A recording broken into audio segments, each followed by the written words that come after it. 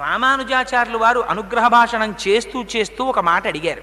శ్రీనివాసుడు అలంకార ప్రియుడు, ఆయనకి నిత్య పుష్ప కైంకర్యం జరగాలి, తులసి కైంకర్యం జరగాలి.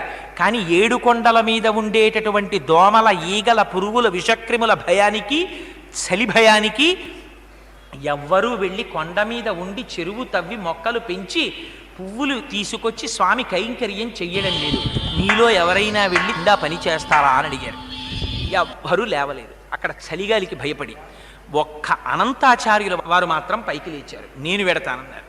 అంటే వెంటనే రామానుజాచార్యులు వారు అన్నారు, అన్నారు. అంటే ఓరి మగాడా అన్నారు. అంటే అక్కడ భగవంతుని యొక్క కైంకర్యం చెయ్యడానికి తనంత తాను ముందుకొచ్చి పురుషుణ్ణి అనిపించుకున్నారు. ఆయన వెంకటాచలంలో చెరువు తవ్వి పెద్ద పుష్పవాటికని నిర్మించి దానికి కూడా